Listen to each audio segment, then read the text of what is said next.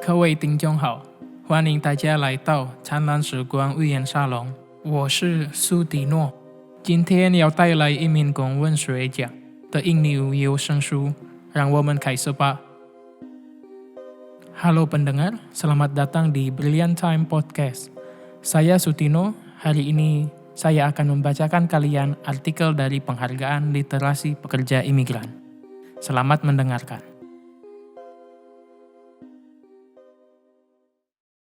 Chu He Longjo, Savitri Sadik. Chow dan Perahu Naga, Savitri Sadik.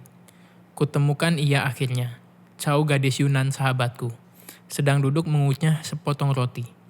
Dia di sampingnya berjejer beberapa tas plastik. Entah apa saja yang sudah dibelinya. Tumben, biasanya Chow pelit untuk keperluannya sendiri.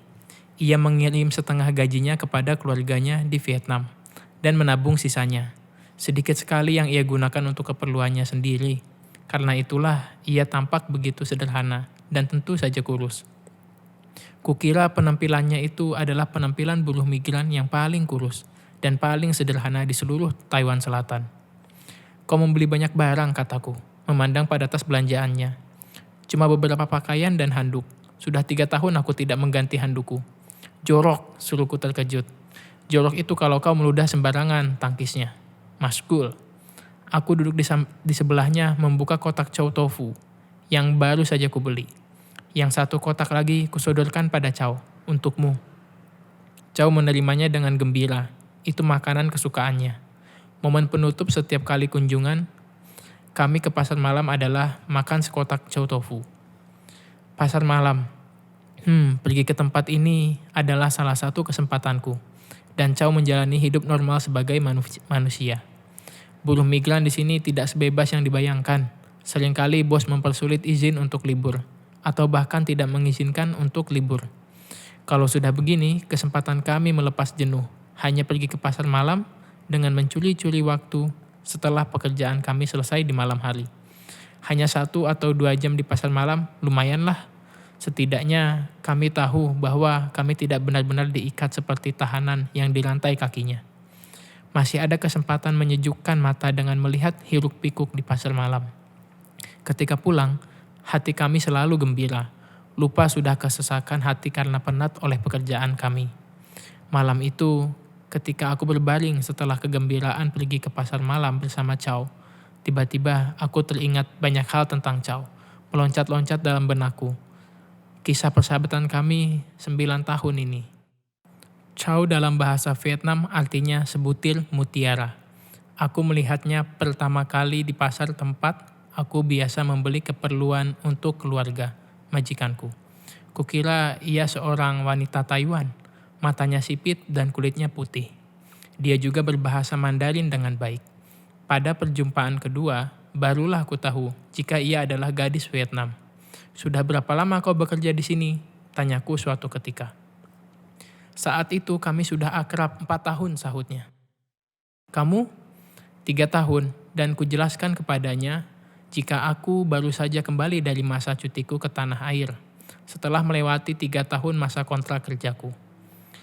Chow, apa yang kau lakukan? Seruku terkejut saat melihat cara ia makan. Aku membelalak karena melihat hal yang tak biasa dilakukan oleh seorang gadis. Chow si Yunan itu mengunyah makanannya dengan cepat. Berdecap-decap ia ketika sebiji sabai habis dilahapnya, dan lidahnya melihat kepedasan karenanya. Chow, jangan lagi kau makan dengan cara seperti itu.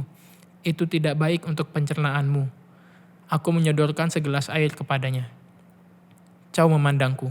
Yang tidak baik itu kalau kau berjalan dan kau tiba-tiba melihat tanda yang memberitahumu bahwa kau sedang berada di ladang ranjau. Bersabar menunggu orang datang menolongmu. Dan itu mungkin akan memerlukan waktu lama. Aku menyesak tiba-tiba. Kusadari perjuangan gadis Vietnam ini memang luar biasa.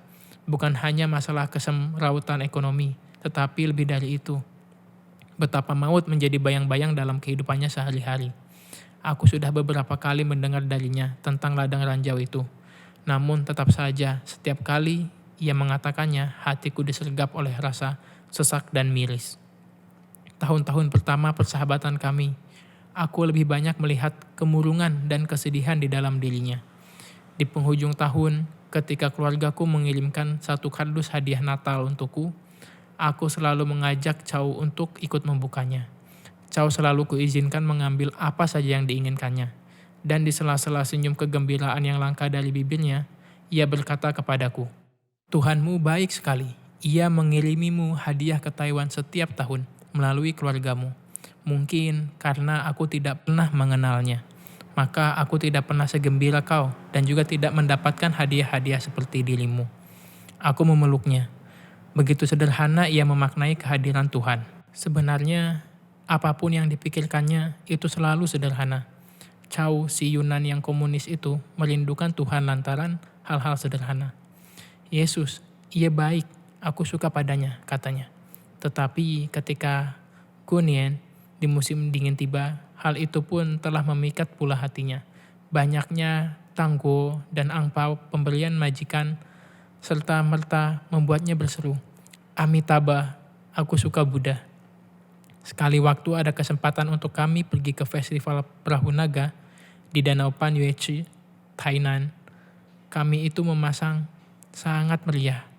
Sekelompok laki-laki mendayung perahu naga dengan gagah, bertanding dengan kelompok lainnya untuk sampai lebih dahulu di garis finish. Kadang kami pun bersitatap dengan mereka. Dan baik Chow maupun aku selalu merasakan hal yang sama.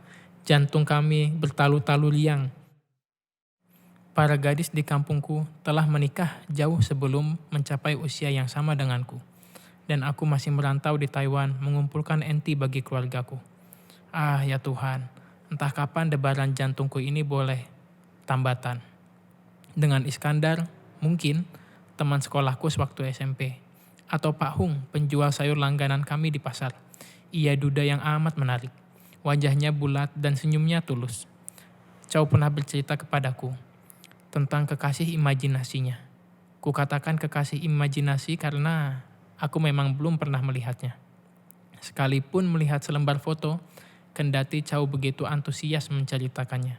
Tetapi gambaran sosoknya yang abstrak pada benakku akhirnya berujung pada kesimpulan bahwa itu adalah kekasih imajinasi Chow. "Ah, kau ini," sungutnya. Protes. "Mark, nyata dia amnesian. Ayahnya tentara Amerika dan ibunya Vietnam." Chow selalu tersipu ketika membicarakan laki-laki itu. Sebuah isyarat jika hatinya benar-benar tertaut padanya. "Apa kau merindukan lelaki amnesian itu? Chow, kau ingin menikah dengannya ya?" Lagi-lagi Chow tersipu. Pipinya memerah seperti buah tomat di musim semi. Tahun-tahun bergulir dan kami masih selalu mengunjungi festival perahu naga. Berharap diam-diam di dalam hati, sesuatu yang ajaib terjadi di sana. Pertemuan dengan laki-laki impian, harapan yang kosong. Banyak orang baru datang dan pergi dalam hidup kami. Tetapi tak satu pun yang mau tinggal. Entahlah, mungkin memang tak satu pun dari mereka mempunyai tulang rusuk yang dijadikan Tuhan sebagai diriku dan Chow. Sia-sia mencari. Perahu naga benar-benar hanya menjadi hiburan tahunan kami. "Aku akan selalu merindukan perahu naga," kata Chow suatu kali. "Kukira itu festival ke-8 yang kami datangi. Berarti itu tahun ke-8 kami berada di negeri ini. Ah, waktu cepat berlalu. Kuingat dengan malu-malu bahwa aku telah berusia 31 tahun sekarang ini. Chow lebih tua, sedikit dariku. Mungkin 1 atau 2 tahun. 2 orang wanita di ambang usia yang hampir layu sebagai seorang perawan. Sedikit nyeri memikirkannya. Apa kau sudah punya rencana untuk pulang ke tanah airmu?" Tanyaku. "Tentu," kata Chow. Matanya menerawang ke depan. Tiba-tiba ku sadari, itu adalah tatapan yang paling syahdu yang pernah kulihat. Ada gelayut awan kerinduan di dalam matanya. Vietnam hanya seperti kertas abu-abu di benakku. Aku tak pernah benar-benar bisa membayangkan seperti apa negeri sahabatku itu. Meskipun Chow berulang kali menceritakannya, kukira itu karena aku sendiri diliputi oleh kerinduan kepada Kemuning, desaku, nan permai di kaki Gunung Lau. Petak-petak sawah yang terhampar seperti permadani di kaki langit. Wangi kemuning di setiap sudut kampung dan gempita kegemaran dalam keluarga. Keluarga, ya inilah satu-satunya alasan bagiku untuk meninggalkan tempat kelahiranku, merantau jauh ke Taiwan sebagai buruh migran. Aku ingin mereka memperoleh penghidupan yang lebih baik, tidak cemas besok harus makan apa, tidak malu karena adik-adik ditagih uang sekolah, tidak sedih karena hari Natal tak memiliki uang untuk membeli baju dan kue Natal. Kalau kau tahu betapa sulitnya kami di Vietnam, kau tidak akan mau bahkan untuk mengingatnya bahwa itu adalah negerimu. Chow lalu berbicara tentang kesulitan-kesulitan di negerinya. Tetapi aku tidak mendengarkannya dengan sungguh-sungguh. Ingatanku tiba-tiba melayang ke jarak ribuan mil di mana tempat tinggalku berada. Aku tak pernah mengatakan ini kepada siapapun, tapi kenangan itu selalu memenuhi benakku, bahkan sampai saat ini. Memungut ceceran gegabah, bulir-bulir padi kering di selepan milik kepala dusun, dan membawanya pulang untuk ditumbuk ibu lalu dibuatkannya bubur. Sayurnya dipetik dari kebun yang kebetulan aku lewati. Lebih sering kutemukan daun-daun singkong dan kangkung yang mengambang di permukaan sungai desa yang jernih. Itu menu yang hampir selalu mengisi perut keluargaku. Kalau bapak pulang dari pasar kecamatan, biasanya hanya membeli ikan asin, sedikit beras, dan sisa uang diberikan kepada ibu. Orang terbiasa dengan pepatah, makan tidak makan, ngumpul. Di tempat kami, itu adalah cara mereka memaknai hidup yang nerimo. Nerimo ing pandum, menerima pada takdir. Ketika aku tumbuh dewasa, aku berpikir bahwa itu adalah pemikiran yang menjerumuskan pada pilihan untuk bertahan pada kemiskinan. Aku tidak mau seperti itu. Aku telah merasakan getirnya hidup dalam kekurangan. Sekarang tak mau lagi begitu. Kuputuskan untuk merantau. Setengah memaksa aku minta izin kepada bapak dan ibu. Kalau kita bisa memperoleh hidup yang lebih baik, mengapa kita harus bertahan dengan hidup seperti ini? Miskin itu tidak enak, Pak, kataku malam itu. Pertama kalinya aku berani bicara sambil memandang mata bapak. Hus, ngomong apa kamu? Ibu menukas. Aku tahu, ibu tidak mau bapak marah. Bagaimanapun yang baru saja kukatakan itu memang keterlaluan. Aku mau merantau. Pak, izinkan aku. Nasihah sukses jadi babu di Hong Kong. Aku pasti juga bisa sukses kerja di Taiwan. Jadi babu? Sergah ibu.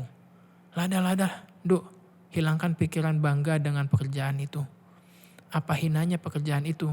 Aku kan tidak mencuri, tidak melacur. Ibu semakin gundah ketika aku sebut kata yang belakangan.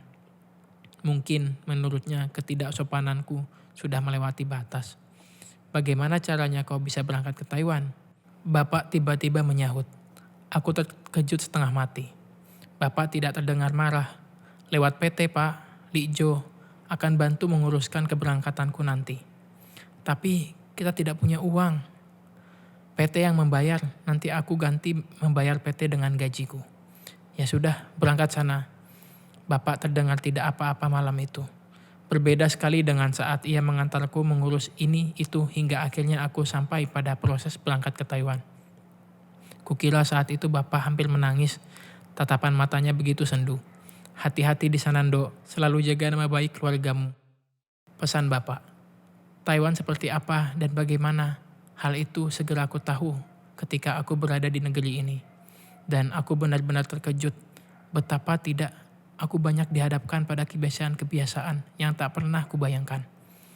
Bekerja 7 hari dalam 1 minggu, tidak membantah, tidak malas, dan banyak hal lainnya yang membuatku rasanya seperti terhimpit. Belum lagi kata-kata pedas dan tatapan yang sulit diartikan ketika aku melakukan kesalahan. Yang paling kucemaskan adalah ketika keluarga besar majikan berkumpul dan mereka semua berbicara dengan bahasa Taiwan yang tidak aku mengerti. Hatiku selalu deg-degan sepanjang mereka berkumpul, menduga-duga apakah mereka tidak puas dengan pekerjaanku lalu ingin memulangkanku ke tanah air, tanpa membawa hasil apa-apa. Air mataku kerap berlinang di malam hari. Satu persatu wajah adik-adikku bergantian datang ke dalam benakku. Baskoro yang kurus, Wati yang pucat, dan Ningsih yang selalu minder. Tidak harus bagaimana mengisahkan mereka, terlalu sulit kukatakan dan kugambarkan kemiskinan kami. Kalau sudah sampai pada ingatan aku harus melepaskan keluargaku dari kesusahan karena himpitan ekonomi, muncullah kembali semangat dan tekadku untuk berjuang serta bertahan di negeri ini. Aku tidak boleh mengecewakan adik-adikku. Tahun pertama kulalui dengan susah payah, demikian juga dengan tahun kedua. Baru pada tahun ketiga, semua yang berhubungan dengan pekerjaan dan majikan berjalan dengan baik. Ya, akhirnya aku dapatkan kepercayaan dari majikan. Setelah kubuktikan bahwa aku bisa bekerja dengan baik. Kegembiraan bertambah ketika di tahun yang sama, Bapak mengabariku bahwa uang yang kukirimkan setiap bulannya telah dibelikan sepetak sawah dan sepetak kebun. Kami bukan petani yang bekerja di sawah orang lain lagi sekarang, karena kami telah memiliki tanah sendiri untuk kami garap. Bapak juga menggambarkan, rumah pun sedikit demi sedikit telah diperbaiki. Dinding rumah kami bukan lagi gedek. Aku tak perlu lagi khawatir. Kesehatan ibu terganggu di musim penghujan karena udara dingin yang menelusup masuk ke melewati celah-celah di gedek rumah kami. Aku bekerja dengan semangat sampai lupa waktu telah berlalu dengan cepat. Kegembiraan melihat banyak perubahan pada keluargaku membuat aku semakin gigih mengumpulkan enti di Taiwan. Tetapi belakangan ini aku tiba-tiba dilanda sesuatu yang aneh. Suatu perasaan asing di mana sebelumnya aku tidak pernah merasakannya. Sudah seminggu ini, Chow terlihat berbeda. Waktu di pasar malam sebulan yang lalu, aku memang sudah menangkap keceriaannya yang meluntur perlahan. Tetapi seminggu ini, Chow tampak berada dalam situasi termurung yang pernah kulihat. Aku menanyainya tadi tentang dirinya yang tak biasa itu. Chow tidak menjawab. Ia sibuk membeli belanjaan dalam daftar belanjanya. Majikannya mempunyai kedai makanan yang cukup ramai. Chow apabila sudah selesai mengurus nenek yang dijaganya, selalu membantu majikannya. Aku sangat menyukai kerajinannya itu. Ketika selesai berbelanja, aku mengajaknya ke kedai makan Bibi Hua. Kukira moodnya akan membaik setelah kami sarapan nasi dan ayam kuah yang lezat. Kami pun makan dengan lahap. Ketika nasi hampir habis, saat itulah Chow tiba-tiba membuka mulutnya. Aku mau pulang, Intan. Pulang? Aku hampir tersedak oleh nasi di dalam mulutku. Aku benar-benar terkejut. Kenapa tiba-tiba? Tidak tiba-tiba. Memang sudah lama aku rindu tanah airku, sahutnya. Seperti akar yang merindukan tanah untuk hidup, demikian juga aku rindu pada tanah airku. Tapi kau mendapatkan kehidupan yang lebih baik di sini kan? Bukankah itu lebih menguntungkan untukmu daripada kau pulang ke Vietnam? Pembicaraan kami tidak berlanjut. Hari sudah terlalu siang. Kami harus segera kembali ke rumah majikan dan mulai bekerja. Aku bersyukur kakek dan nenek yang kujaga tak pernah mengomel. Meskipun aku sering terlambat pulang kerja. Sejujurnya, kakek dan nenek memang orang baik. Kakek seorang veteran perang. Dialah yang dulu mengajariku dengan sabar bahasa Mandarin. Nenek yang pikun, terkadang menyelinap keluar lalu lupa jalan pulang. Membuat aku kelabakan. Tetapi untuk hal lainnya, nenek tidak pernah menyusahkan. Selalu hampir 9 tahun bekerja pada majikan yang sama. Keluarga majikan rasanya sudah seperti keluarga sendiri. Ada kesulitan, tetapi lebih banyak hal yang menyenangkan yang kuterima. Namun sejak Chow mengungkapkan keinginan untuk pulang, entah mengapa sekarang aku pun jadi memikirkan hal yang sama. Rumah kami sudah bagus di kampung. Adik-adikku sudah sukses. Bapak sudah memiliki sepetak sawah yang digarapnya sendiri. Ibu juga maju dengan usaha kerajinan batik. Sebulan sekali orang dari kota datang mengambil kain-kain hasil kerajinan ibu membatik. Apalagi sebetulnya yang kucari. Aku sudah cukup mendapatkan semuanya. Tak ada lagi alasan bagiku untuk tetap berada di Taiwan. Tetapi, bagaimana aku katakan tentang keinginanku untuk pulang itu kepada majikanku? Hal ini menjadi pergumulan di batinku. Chow, panggilku. Malam itu kami bertemu di lapangan kelenteng dekat rumah kami. Seperti biasa, kami mencuri-curi waktu untuk bertemu sambil mencari kedai makanan. Apakah kau serius mau pulang? Iya, tapi kukira itu terlalu riskan untukmu. Kau adalah tulang punggung keluarga, dengan 2 orang kakak yang menganggur, 3 orang adik dan seorang ibu yang menjanda. Kau perlu banyak uang untuk kelangsungan hidup mereka. Aku tahu, sahut Chow. Lalu, tanyaku. Pokoknya aku harus pulang. Bagaimana kelangsungan hidupku, keluargaku nanti, itu adalah urusan yang di atas. Wow, siapa yang di atas? Buddha maksudmu. Siapapun, Buddha atau Yesus atau Allah yang sering disebut-sebut teman kita dalam doanya, kalau mereka benar-benar ada, biarlah sekarang mereka membantuku. Aku terdiam takjub. Sepertinya Chow telah menjadi orang yang berbeda selama tahun-tahun terakhir. Hari ini baru kusadari hal itu. Intan, panggil Chow. Apa kau mendengarku barusan? Ya, tentu saja. Mereka sungguh-sungguh ada kan? Ada, Chow. Mereka hadir dalam hidup manusia dengan nama yang berbeda. Ya aku kira kau tidak perlu khawatir sekarang. Karena kau telah menyerahkan hidupmu kepada tangan Tuhan, Tuhan yang tepat. Kalau begitu, kau pun juga harus pulang. Ada Tuhanmu yang menjamin hidupmu dan keluargamu. Aku tercenung. Seminggu ini aku merenungi kata-kata Chow. Jika ada Tuhan yang menjadi penjamin hidupku, apalagi yang aku khawatirkan sekarang. Chow benar. Tidak usahlah aku gamang dengan masa depan. Memang, aku tahu negeriku sedang sulit saat ini. Masih banyak pengangguran.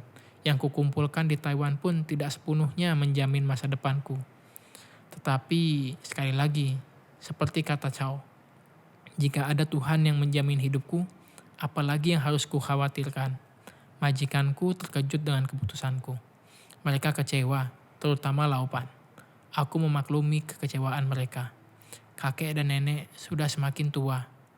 Lagi pula mereka sudah terbiasa dengan aku yang membantu dan melayani mereka. Tetapi aku berhasil meyakinkan mereka bahwa mereka akan mendapatkan penggantiku yang lebih baik. Ketika mereka akhirnya ikhlas dengan keputusanku, jadilah bulan ini menjadi bulan terakhir aku bekerja di sini. Hei Yunan, aku memanggil Chow. Ini tahun terakhir kita melihat perayaan perahu naga. Benar, sahut Chow. Nanti kita akan merindukan perayaan perahu naga. Kita datang saja lagi ke Taiwan sebagai wisatawan untuk melihat perayaan ini. Tidak gelengku. Aku akan mengambil foto perahu naga supaya bisa kupandangi kalau aku rindu perahu naga. Hahaha, Chow tertawa. Boleh juga idemu, katanya. Kau sudah tahu, naik apa nanti pulang ke Vietnam? Aku tiba-tiba ingat hal itu. Pesawat lah. Kamu mau tahu transportasi murah untuk pulang ke negerimu? Apa? Perahu naga. Hahaha, baiklah kita pulang dengan menumpang perahu naga. Chow menyambut leluconku dengan sebuah tawa kegembiraan. Ingin kukatakan kepada Chow. Sebuah pepatah yang sangat familiar ketika aku masih duduk di sekolah dasar. Tetapi kuurungkan niatku. Kukira Chow pun sudah mengerti sebelum aku memberitahu pepatah itu. Ya sebab jika ia tidak memahami dan merasakannya, kukira ia akan mengambil keputusan untuk tetap menjadi buruh migran selama mungkin di Taiwan. Tapi nyatanya ia memilih pulang kembali ke negerinya meskipun banyak spekulasi dengan masa depannya. Daripada hujan emas di negeri orang, lebih baik hujan batu di negeri sendiri. Sebaik-baiknya negeri orang, tak sebaik di negeri sendiri. Ya, tidak ada sebuah hal yang melebihi tanah air untuk membuat kita selalu rindu dan ingin kembali pulang.